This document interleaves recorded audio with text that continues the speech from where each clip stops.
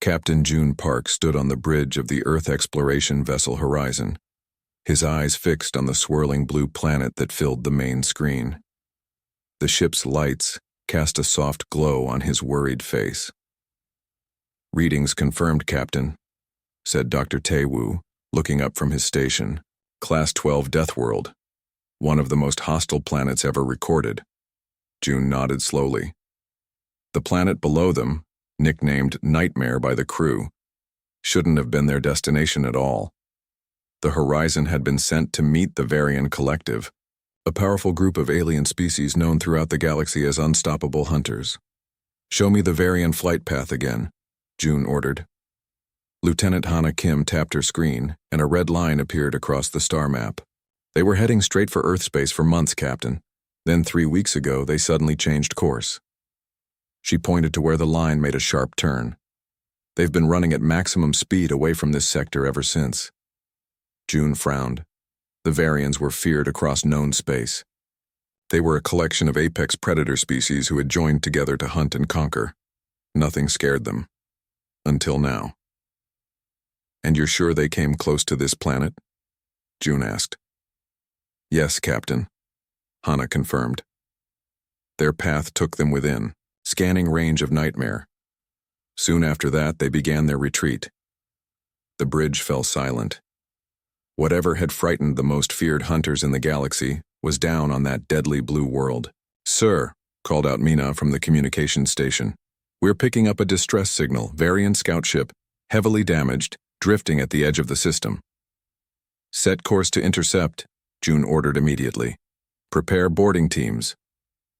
4 hours later, June stared through thick glass at the massive reptilian alien they had rescued from the damaged ship. The creature was nearly 3 meters tall, with dark scales and powerful limbs now restrained to the medical bed. Its 4 eyes darted around the room in panic. "It's still in shock," explained Dr. Taewoo. "The universal translator is having trouble with its speech patterns." "Is it saying anything at all?" June asked. "Just the same phrases over and over," said Hana, who stood nearby with a data pad. "Something about blue world and monsters in the storm." June studied the alien with growing concern. The Varians were known for their fearlessness. They invaded worlds, challenged the strongest native species, and conquered through strength. To see one reduced to a trembling, babbling wreck was disturbing. "Captain," Mina called from a nearby console, "I've managed to access some of the scout ship's data records. You should see this." The screen showed images of Nightmare's surface, violent storms, rocky terrain, and strange readings that made no sense. "What am I looking at?" June asked. "Life signs," Mina said simply. "Strong ones, all over the planet." Dae-hyun, the security chief, shook his head in disbelief. "That's impossible. Nothing could survive those conditions." Dr. Taewoo moved closer to the screen, his scientific curiosity overcoming his caution. "The gravity is 1.8 times Earth standard. The atmosphere is filled with toxic gases. Temperature changes of over 120 degrees in a single day. The storms never stop." He looked at June with wide eyes. "Captain, by every law of biology we know nothing should be alive down there." The Varian suddenly began thrashing against its restraints, its voice rising to a roar. The translator finally caught enough to form coherent sentences. "Do not approach the blue world. The monsters there. They walk among the storms. They watched us, studied us. They are not afraid." "Who?" June demanded, stepping closer to the glass. "Who isn't afraid?" The Varian's 4 eyes fixed on him with terrible clarity. "The prey became predators. They hunt in the poison winds. And the shadows move on their own." With that, the alien collapsed back, its energy spent. June turned to his officers. "I want a full analysis of everything we recovered from that scout ship. If something down there scared the Varians enough to make them run, we need to know what we're dealing with." In the science lab, Hana worked through the night examining the Varian data. What she found made less sense the more she studied it. "Look at these readings," she said when June came to check her progress. There are at least two distinct life form types down there. One appears to be native to the planet, something that evolved in those conditions. And the other? June asked. Hana hesitated. The other matches known biological patterns. Captain, I think there might be humans down there. June stared at her. That's not possible. I know, but these readings, she pointed to patterns on her screen. These match human life signs, but altered somehow, stronger, more resilient. Before June could respond, the ship's alarm blared. They rushed to the bridge where Daehyun was monitoring the screens. Report, June ordered. Varian ships, Captain, Daehyun replied tensely. A full battle group just jumped into the system. Are they approaching us? No, sir. They're holding position at the system edge, but they've detected us and they're sending a message. Mina worked at her station. Putting it on screen now, Captain. The main screen filled with the image of a massive Varian, different from their prisoner. This one wore ornate armor and held itself with authority. Earth vessel, the alien growled, its words translated into clear English. You will leave this system immediately. This world is forbidden. June stepped forward. I am Captain June Park of the EEV Horizon. We rescued one of your scout ships. We're just trying to understand. There is nothing to understand, the Varian commander interrupted. The blue world is death. What lives there should not exist.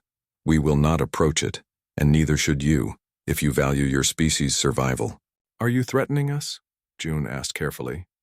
The Varian made a sound that might have been laughter. No, Earth creature. I am warning you. We Varians hunt across the stars. We fear nothing except what awaits on that world. Leave now while... You still can. The transmission cut off. June turned to his officers, seeing the mix of fear and curiosity on their faces. Options? He asked. We should leave. Daehyun said immediately.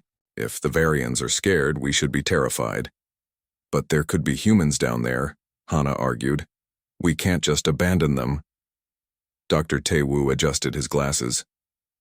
The scientific value of studying life forms that can survive such conditions would be immeasurable, Mina added quietly. And if there is something down there that scares the Varians, don't we need to know what it is? Before they decide to run straight toward Earth? June looked back at the swirling storms of nightmare on the view screen. In all his years of space exploration, he had never faced a decision like this. But deep inside, he already knew what they would do. Prepare a landing shuttle, he ordered. Full environmental suits with triple redundancies. If the Varians won't tell us what's down there, we'll find out for ourselves. As his officers moved to carry out his orders, June continued to stare at the deadly blue world. Something waited for them down there, something that had evolved in hell and learned to call it home. Whatever you are, he whispered to the planet, we're coming to meet you. The landing shuttle shook violently as it cut through Nightmare's thick atmosphere. Inside, Captain June Park and his team checked their environmental suits one final time. Gravity compensation at maximum, Lieutenant Hana Kim reported. These suits will help with the 1.8 Earth gravity, but will still feel heavier than normal. Dr. Tae-woo looked at the readings on his tablet. Atmosphere is mostly nitrogen and carbon dioxide, with high levels of sulfur compounds. Completely toxic. If your suit gets a tear, you'll have about 30 seconds of consciousness. Security Chief Daehyun checked his weapon. Visibility outside will be poor. The storms create a constant haze, and the light from the sun barely reaches the surface. Communications specialist Mina adjusted her equipment. I've boosted our comm signals, but there's still a lot of interference. We might lose contact with the ship periodically. June nodded grimly. Remember, we have no idea what scared the Varians. Stay alert, stay together. The shuttle landed roughly on a flat stretch of dark rock. Through the viewports, they could see swirling clouds of yellowish-green gas and occasional flashes of lightning. The landscape was bleak. Jagged rock formations stretched in all directions under the perpetual storm. Sensors show breathable. Air in pockets beneath the surface, Hana said. Caves, perhaps? That's where we'll look first, June decided. If anything lives here, they'd need shelter from these storms. They stepped onto the surface of Nightmare one by one. The winds howled around them, carrying particles that scratched at their helmet visors like tiny claws. Walking was difficult under the higher gravity, and each step required effort, even with the suit's assistance. Movement detected, Dae-hyun said suddenly, pointing to his scanner. 2 kilometers north. Multiple life signs, confirmed Hana, looking at her own device. They're in a deep depression in the terrain, possibly a canyon or crater. June checked the map. Let's move, carefully.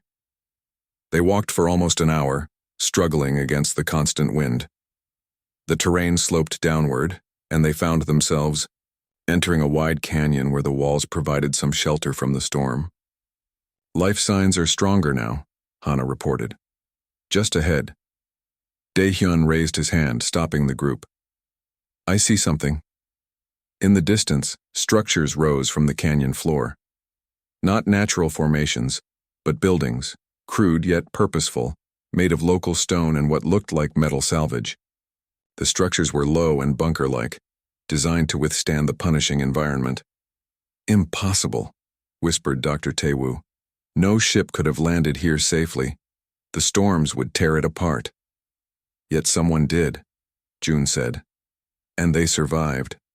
As they approached the settlement, movement caught their attention. Figures emerged from the largest structure wearing simplified environmental gear, nothing like the advanced suits the Horizon crew needed to survive. These were patchwork affairs, clearly made from limited resources but effective enough for short exposure. They're human, gasped Mina. One figure stepped forward and gestured toward a large metal door built into the canyon wall. The message was clear. Come inside. The team followed into what appeared to be an airlock. Once the outer door sealed, the chamber pressurized, and a green light flickered on. Their guide removed his helmet, revealing a weathered human face with distinctly Asian features. I am Sung-ho, the man said in accented English. Welcome to Hell's Canyon. Inside the main hall, built from the wreckage of a ship and reinforced. With local minerals, the Horizon crew removed their helmets. The air was stale but breathable. People moved about, men, women, and even children, all with the same physical characteristics. Dense muscles, slightly larger rib cages, and skin with a faintly thicker, almost leathery quality. Who are you? How are you here? June asked, still in disbelief. Sung-ho led them to a crude table where maps and old equipment were laid out. We are the descendants of the Pioneer, he explained, the colony ship that disappeared over 200 years ago. The Pioneer? Hana repeated in shock. That ship was declared lost with all hands in 2184. Lost, yes, Sung-ho nodded. But not all dead. Our ancestors were trying to reach the Proxima colonies when their engine failed. They were thrown off course and crashed here. The survivors had 2 choices, adapt or die. Dr. Taewoo examined a young woman who allowed him to scan her. These adaptations, and they're remarkable. Your bone density is twice what it should be. Your lung capacity is 40% greater than standard human baseline. The woman who introduced herself as Jisoo shrugged. I was born here. My grandfather used to say we were becoming a new kind of human. How many of you survived the crash? Mina asked. 86, Sung-ho answered. Now we number just over 300. The first generation died in droves. Those who could not adapt to Nightmare did not live long. But this environment, it's completely hostile, June protested. Sung-ho's face showed old pain. Yes, and many died proving that. But each generation grew stronger. The children of Nightmare adapted faster than anyone expected. Now our young ones can withstand exposure that would have killed their grandparents in minutes. Dae-hyun, ever watchful, had been examining the hall. These walls, he said, pointing to strange markings etched into the metal and stone. What are these? Warnings, Jisoo answered, her voice dropping. About the others. Others? June questioned, a chill running down his spine despite the warm air. Sung-ho and Jisoo exchanged a look. Then Sung-ho walked to a locked container and removed an object wrapped in cloth. He placed it on the table and carefully unwrapped it, revealing what appeared to be a curved piece of black material, smooth as glass but completely opaque. "We're not the only ones who've adapted to nightmare," Sung-ho said grimly. "We call them the Shadows. They were here long before us." "This is part of one of them?" Hana asked, reaching toward the object but not quite touching it. "Not part of," Jisoo corrected. "More like something they left behind. They shed these occasionally, like snakes shedding skin." Dr. Taewoo scanned the object. "This material, it's not registering as anything I recognize.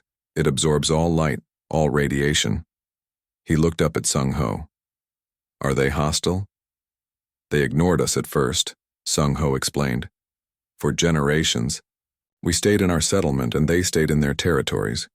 We glimpsed them sometimes in the storms, moving like liquid darkness." "But something changed," added Jisoo. "What happened?" Jun asked. Sung-ho pointed to another part of the hall, where a group of settlers were working on what appeared to be weapons, crude but effective designs that combined salvage technology with local materials. 3 months ago, a Varian ship landed in Shadow territory, he said. "The aliens were hunting. It's what they do. They expand their territory by challenging and consuming the apex predators of each world they conquer. And they thought the Shadows were this world's apex predators." Jun realized Jisoo nodded, but the Varians didn't understand what they were dealing with. Neither did we until that day. "What happened?" Mina asked quietly. "The Shadows came to us," Sung-ho said, his voice filled with wonder and fear. "For the first time in our history, they approached our settlement deliberately. They communicated somehow, not with words but with images in our minds. They showed us the Varians and their conquests across other worlds. And then," prompted Jun. "Then they gave us this," Sung-ho said, moving to another container. He returned with a strange, crystalline device that pulsed with inner blue light. "We don't know exactly what it is, but it helped us modify our weapons." Dr. Taewoo scanned it, his eyes widening. "This is advanced technology beyond anything in known space. The energy readings are off the charts." "After they gave us this, they simply watched," Jisoo continued. "When the Varians came hunting in our territory next, we were ready." "You fought the Varians?" Daehyun asked in surprise. "We eliminated them," Sung-ho said without pride or remorse, just stating a fact. "With the modified weapons we could pierce their armor. The Shadows watched the whole battle but never interfered. That's why the Varians fled the system," Hana realized. Not because they feared the Shadows directly, but because they discovered that humans had not only survived on a Class 12 Deathworld, but had formed some kind of alliance with its native apex species. Jun finished, understanding dawning on his face. Sung-ho nodded slowly. "The Varians believed themselves to be the ultimate hunters in the galaxy. Then they found a world so deadly that even they couldn't survive its surface for long. And on that world they found us. Not just surviving, but thriving. And the Shadows?" "What about them?" asked Jun. Jisoo looked toward the storm outside, visible through a small reinforced window. "The Shadows don't fear nightmare because they evolved here. We don't fear it because we refused to die here. That's what terrified the Varians. We need to report this to Earth immediately," Jun said, turning to his team. "This changes everything we thought we knew about human adaptability and about our place in the galaxy." "We need to see them," Captain Jun Park said firmly. "If we're going to understand what's happening here, we need to meet these Shadows." Sung-ho shook his head, concern clear on his weathered face. "It's not that simple. The Shadows choose when to be seen. We can't just walk into their territory and expect an audience." "But they communicated with you before," argued Lieutenant Hana Kim, "when the Varians threatened both of you." "That was different," Jisoo explained. "That was the first time in 7 generations they approached us. Before that, we only caught glimpses of them in the storms." Dr. Taewoo had been examining the crystal device the Shadows had given the settlers. Fascinating, he murmured. This seems to be both a power source and a communication tool. It's like nothing I've ever seen. Can you use it to contact them? June asked. We've tried, Sung-ho admitted. It doesn't work that way. They reach out through it, not the other way around. Dae-hyun, who had been mostly silent, suddenly spoke up. You said you have recordings? Sung-ho nodded. Follow me. He led them deeper into the settlement, through reinforced tunnels beneath the main structures. The passages were narrow but surprisingly well built, lit by strips of salvaged lighting that cast a blue glow on the rough walls. We've expanded downward over the generations, Jisoo explained as they walked. The deeper we go, the more protection we have from the storms. They arrived at a small room filled with monitoring equipment. Most of it looked cobbled together from salvaged parts, but it was functional. Screens showed different areas of the settlement and parts of the surrounding canyon. We set up cameras after the first few sightings, Sung-ho explained. Most times, they record nothing but storms.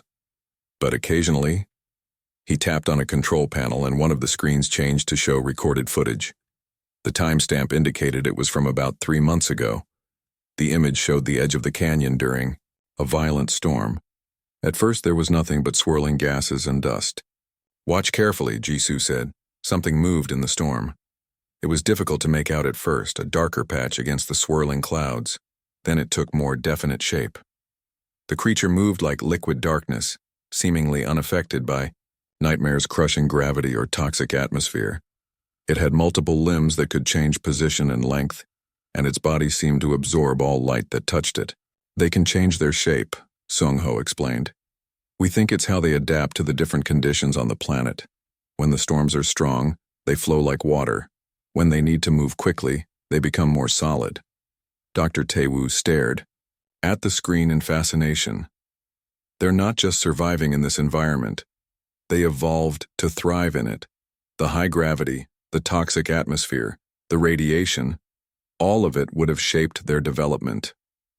Show them the Varian encounter, Jisoo suggested. Sung-ho nodded and changed the footage. This recording showed a different area, a flat expanse of rock away from the settlement. A ship was visible, clearly of Varian design. Several large reptilian figures in environmental suits moved around it, setting up equipment. Hunting party, Dae-hyun recognized immediately. Standard Varian procedure. They establish a base camp, then send out scouts to locate the biggest predators. Keep watching, Sung-ho said quietly. The storm in the recording intensified suddenly. The Varians reacted, moving closer to their ship for protection. Then from the swirling clouds, shapes emerged, at least a dozen shadows moving with purpose toward the Varians. The aliens immediately drew weapons, forming a defensive circle, but the shadows didn't attack. They stopped a short distance away, forming a semicircle around the Varians. Then something unexpected happened. The shadows began to change shape, their bodies stretching and reforming until they resembled crude approximations of Varians themselves. They were mimicking them, Mina whispered in awe. We think it's how they communicate, Jisoo explained, by becoming like the thing they're trying to understand. In the recording, the Varians seemed confused, their weapons still raised but no longer firing. Then one shadow broke from the group and approached the settlement. That's when they came to us, Sung-ho said, and gave us the crystal. What happened after that? June asked, though he suspected he knew the answer. Sung-ho changed the footage, again. This time it showed human settlers with modified weapons confronting a different group of Varians who had ventured too close to the settlement. The weapons glowed with the same blue energy as the crystal, and when fired they cut through the Varians' armor like it wasn't there. The shadows watched the whole thing, Jisoo said. They were testing us. Not testing, Dr. Tae-woo corrected, thoughtfully. Studying, learning. They wanted to see how we would respond to a common threat. You're saying they used you as test subjects? June's voice was tight with anger. No, Jisoo shook her head firmly. They formed an alliance. The only way they know how. They recognize something in us, our adaptability, our persistence. The same qualities that let us survive here. I want to speak with them. June decided. Directly. The settlers exchanged concerned looks. That may not be possible, Sung-ho began. He was interrupted by an alarm from one of the monitoring stations. A young settler rushed in, his face pale. Movement all around the perimeter, he reported quickly. Dozens of them. Sung-ho moved to the screens, checking the different camera feeds. Sure enough, dark shapes were visible at the edges of the settlement, more than had ever been seen at once. They're surrounding us, Daehyun said, hand moving to his weapon. No, Jisoo said firmly, placing her hand on his arm. Look more carefully. They're not surrounding us, they're protecting us. June studied the screens again. The shadows had indeed formed a perimeter, but they were facing outward, as if watching for something approaching. The crystal, Dr. Tae-woo said suddenly, pointing to the device they had been examining earlier. It was pulsing more rapidly now, the blue light growing brighter. They're trying to communicate, Sung-ho realized. At that moment, Mina's communication device beeped. Captain, it's the Horizon, she reported after checking it. They're detecting multiple ships entering the system. Variant signatures. They're coming back, June said grimly. And in greater numbers. Sung-ho looked at the screens showing the shadows moving around their settlement. They knew. Somehow they knew the variants would return. The crystals, pulsing, suddenly changed pattern. It began projecting a holographic image into the center of the room. A crude but recognizable map of the planet, with bright spots indicating the settlement and what must be shadow territories. Then it showed ships approaching.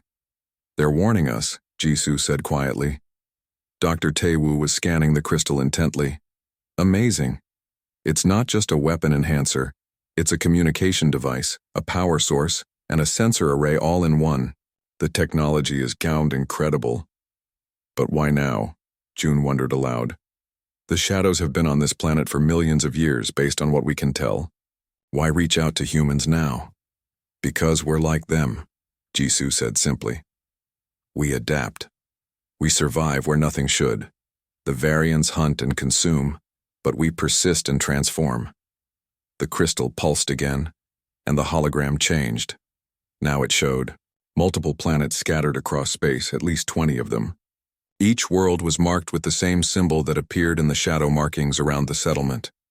Star map, Daehyun recognized immediately. Not just any star map, Dr. Tae-woo said in growing excitement. These are all Deathworlds, class 10 or higher, places most spacefaring species avoid completely. You think there are shadows on all these worlds? Hana asked. Not just shadows, June said, understanding dawning on his face. A network, a collective spread across the most dangerous planets in the galaxy. A defensive network, Daehyun added, his tactical mind grasping the implications. The most dangerous planets serve as their fortresses. The hologram shifted again, showing the variant ships approaching Nightmare, then more shadows gathering around the settlement. They're not just warning us, June realized. They're telling us they'll help defend against the variants. They're honoring the alliance. Sung-ho looked at the captain with new respect. In 7 generations, we've never understood them this clearly. Your presence has changed something. Before June could respond, the ground trembled slightly. One of the monitors showed a new development. A large shadow was approaching the main airlock of the settlement. Unlike the others they had seen, this one had taken a more definite shape, almost humanoid but still flowing and shifting. They're coming inside, Jisoo whispered, both fear and awe in her voice. It's time, Sung-ho said quietly. After 200 years on their world, we're finally going to meet our neighbors face to face. June turned to his team. This is first contact, not just for us, but for humanity. Whatever happens next will change everything we thought we knew about our place in the galaxy. The crystal pulsed one final time and the airlock door began to cycle open. Everyone in the room held their breath as the airlock cycled open. Security Chief Daehyun moved to stand protectively near Captain June Park, his hand resting on his weapon. Dr. Tae-woo clutched his scanner, eager to gather data on the creature, about to enter. Lieutenant Hana Kim and communications specialist Mina watched with a mixture of fear and excitement. The inner door of the airlock slid open. For a moment, nothing happened. Then, a darkness flowed in, not like smoke or liquid, but something that seemed to be both solid and fluid at once. It absorbed light rather than reflecting it, making it hard for the eyes to focus on its shape. The shadow entered the room fully and then stabilized its form.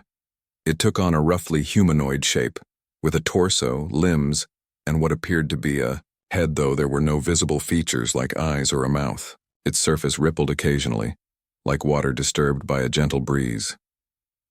"Remarkable," whispered Dr. Tae-woo, his scanner working furiously. "It's changing its molecular density at will. That's how it adapts to different conditions." The crystal on the table pulsed brightly and the shadow turned toward it. A tendril extended from the creature's body and touched the crystal. Immediately, the holographic display expanded, filling the center of the room with stars, planets, and strange symbols. "It's communicating," Mina realized, using the crystal as an interface. The shadow's form shifted again, and suddenly it was mimicking Captain June's shape, a dark silhouette that matched his height and build perfectly. Then it changed again, taking the form of a Varian hunter. "Like we saw in the recordings," Hana said. "It's showing us that it understands who we are and who our common enemy is." The shadow returned to its neutral form and moved closer to the crystal. The hologram changed to show Nightmare, then zoomed in on the settlement. It displayed images of humans struggling against the harsh environment, generation after generation adapting and surviving. Then it showed the shadows, watching from a distance all that time. "They've been observing us for 200 years, Sung-ho said in awe. "Learning about us." The display shifted again, this time showing Earth, recognizable even as a hologram, and then other human colonies. Finally, it showed the Varian Collective's territory, a large section of the galaxy highlighted in red. "It knows about Earth," June said, concerned. "About our home." "Not just Earth," Dr. Tae-woo pointed out. "It seems to have knowledge of the entire galactic political landscape." The shadow moved again, this time extending a tendril toward Dr. Tae-woo's scanner. Before anyone could react, it touched the device. The scanner's display immediately filled with data, complex calculations and formulas scrolling past too quickly to read. "What's happening?" June demanded. "It downloading information into my device," Dr. Tae-woo said in amazement. "Or possibly uploading from it, maybe both." After a few seconds, the shadow withdrew. Dr. Tae-woo stared at his scanner, eyes wide, with shock. "What is it?" Hana asked. "This data," he began, struggling to find words. "It's about us. Human DNA. But not just any DNA. Specific markers in our genetic code that activate under extreme stress conditions." "What does that mean?" Mina asked.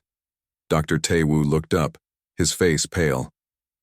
"It means the settlers' adaptation to Nightmare wasn't just natural selection over generations. There were dormant genes in human DNA that were activated by the extreme conditions. Genes that shouldn't be there, that don't match with our evolutionary path on Earth." "What are you suggesting?" June asked carefully. "I'm not sure yet," Dr. Tae-woo admitted. "But these adaptive markers appear to have been part of human DNA all along, just waiting for the right conditions to express themselves." The shadow moved toward the crystal again.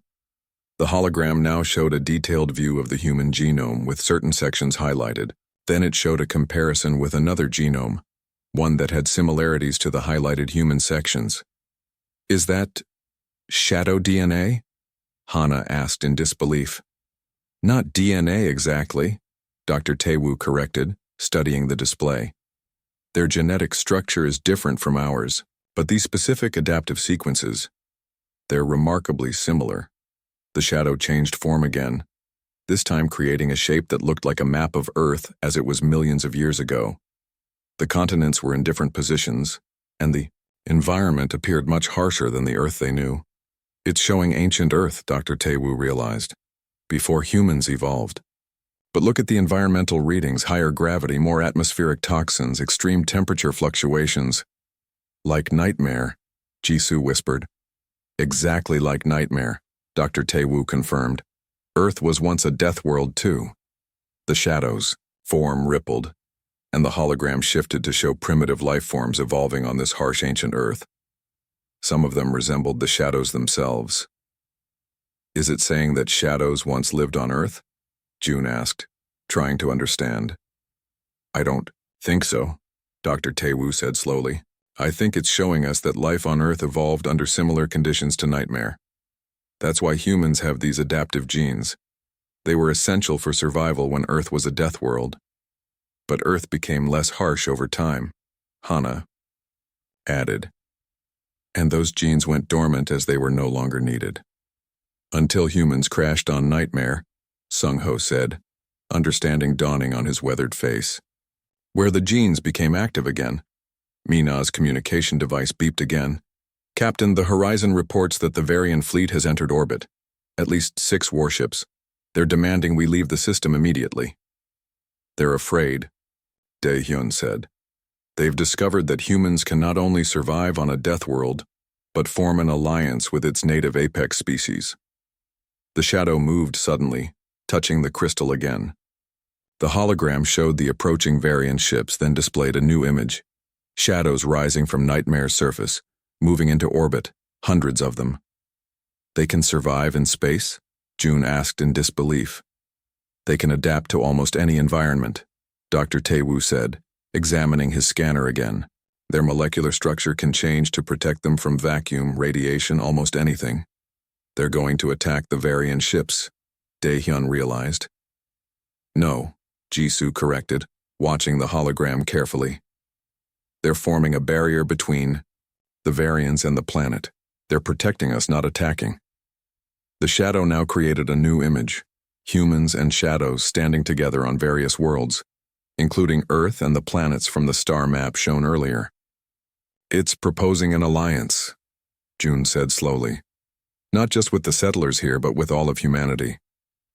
But why? Mina asked. Why now, after millions of years? The shadow's form shifted one last time.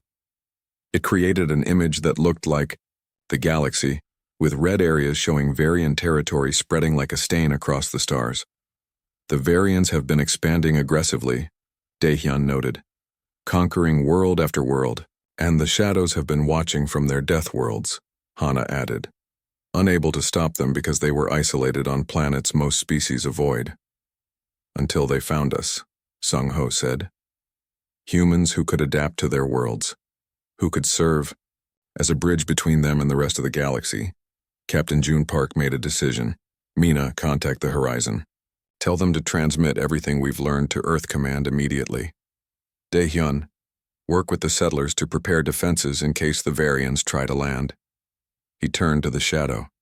We accept your alliance. Humanity will stand with you, against the Varians and any other threat. The shadow seemed to understand. It moved to the crystal one last time, and the hologram changed to show a new image. The Earth, surrounded by a protective barrier of darkness, with hundreds of ships fleeing away from it. Is that the future? Jisoo asked in awe. A possible future, Dr. Tae-woo corrected. One where humanity and the shadows work together. The shadow returned to its neutral form and moved toward the airlock. It paused at the threshold, its body rippling in what almost seemed like a gesture of farewell. I think it wants us to follow, June said. Where? Asked Hana.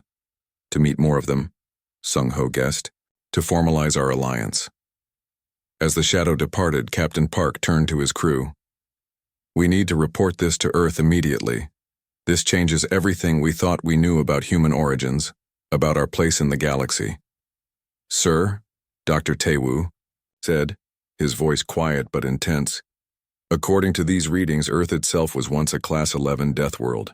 Humans evolved in conditions that would have been lethal to most spacefaring species. Our entire history of adaptation was just the memory of that original crucible. You're saying Earth was the original death world? June asked. The homeworld of the most adaptable predators in the galaxy, Us? Yes, Captain. Tae-woo nodded. And that's why the shadows reached out to us. They recognized in humanity something familiar. Beings forged in the same kind of hell they call home. Then we'd better not disappoint them, June said, looking toward the airlock where the shadow had departed. It's time to show the galaxy what Deathworlders can really do. 3 months had passed since the events on Nightmare.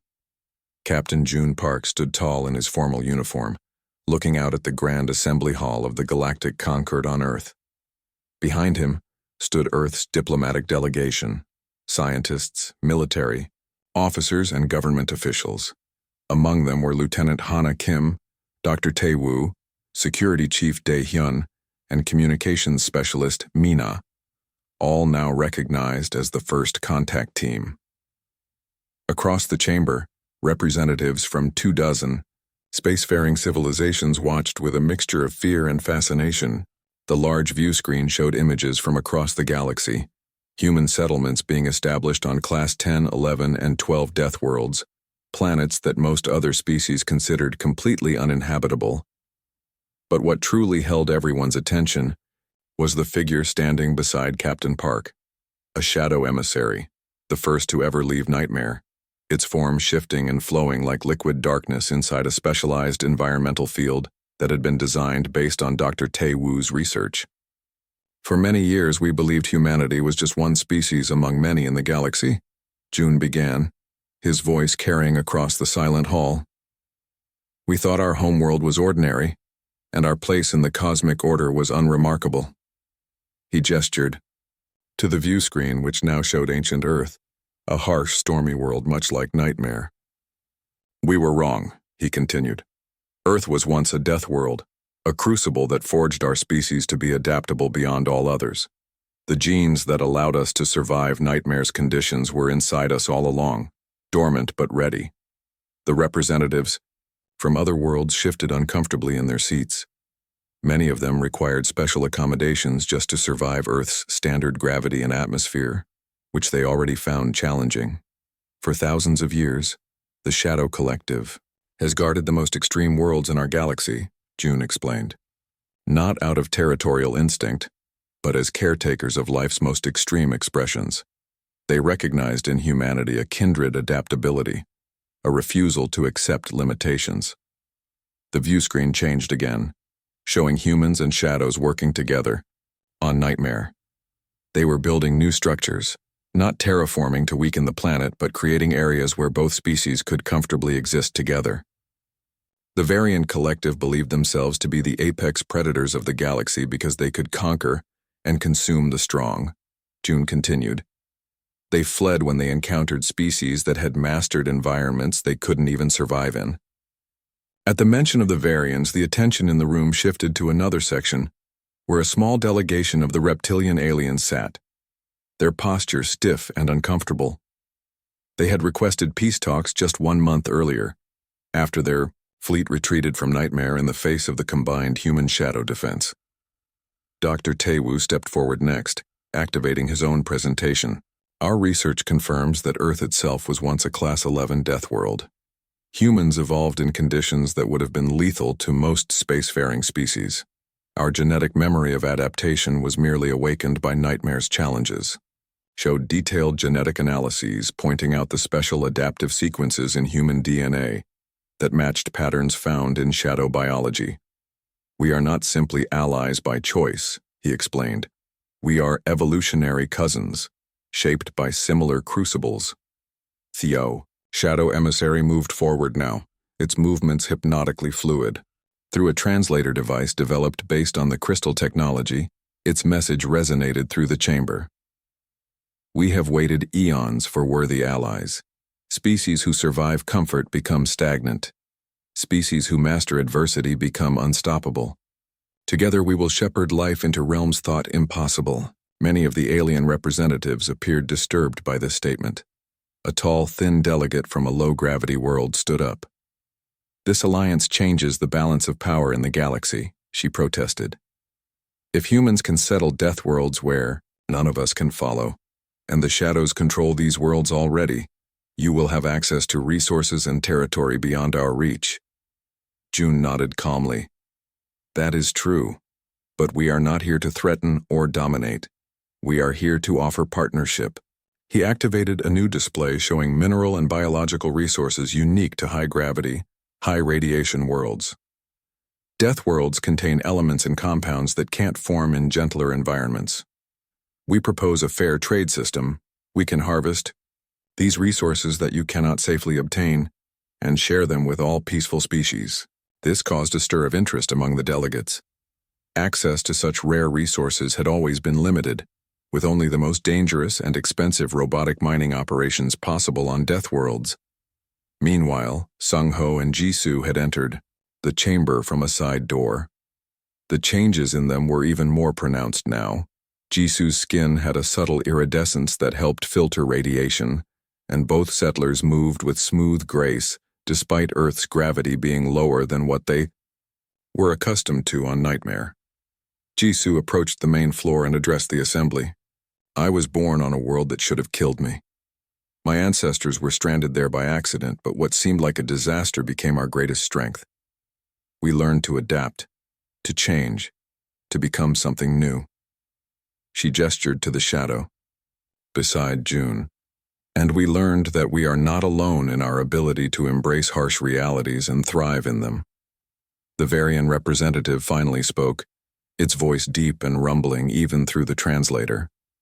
We withdrew from conflict out of wisdom, not fear. The Varian collective recognizes strength when we see it. June smiled slightly. Everyone in the room knew the Varians had fled in terror, but he allowed them this small dignity. And we welcome your wisdom. The alliance we propose includes all species willing to work together. As the diplomatic discussions continued, Captain Park stepped aside with Jisoo, now serving as the official ambassador from Nightmare's human settlement. The other species still fear us, she observed quietly. Fear can become respect, June replied. The Shadows understood that isolation was no longer an option. That's why they gave your people their technology. They were reaching out. And now? Jisoo asked, looking around at the chamber where representatives from other worlds were cautiously approaching the human and shadow delegations. Now the galaxy understands that the most dangerous thing about humans isn't our adaptability or our resource needs, or even our capacity for violence, June said thoughtfully. What is it then? Our capacity for alliance, June smiled. We don't just survive death worlds. We find common ground with their nightmares. As if to emphasize his point, a group of young diplomatic aides entered the chamber. Among them were human children born on various colony worlds, including several from the recently established outposts on other death worlds. They already showed subtle signs of adaptation, slightly denser bone structure, more efficient breathing, and skin with a faint metallic sheen. They approached the shadow emissary without fear, curious rather than terrified. The shadow changed, its form slightly, becoming less intimidating and more approachable for the children. One young girl reached out her hand, and after a moment's hesitation, a tendril of darkness extended to gently touch her fingers. The message to the galaxy was clear. What other species fled from in terror, humanity embraced as opportunity. Later that day, as the formal alliance document was being prepared, Dr. Tae-woo showed Captain Park the latest data from the exploration teams on other death worlds. We've found shadow populations on 17 planets so far, he reported excitedly. And on 6 of them, we've discovered the remains of human-like settlements dating back thousands of years. You think we've crossed paths with the shadows before? June asked in surprise. I think our histories are more intertwined than we realized, Tae-woo replied. Perhaps Earth wasn't the only human world that began as a death world. Perhaps we've been meeting the shadows throughout our evolution, forgetting them, and then finding them again. June looked out at the Earth below, beautiful and peaceful now, but once as deadly as Nightmare. From crucible to cradle and back to crucible again, he mused. It seems humanity's journey is just beginning. On view screens across the galaxy, news of the Alliance spread, and with it, a new understanding of the species called humans. Throughout the stars, the message was clear. Beware the Deathworlders. They make friends with monsters. The end.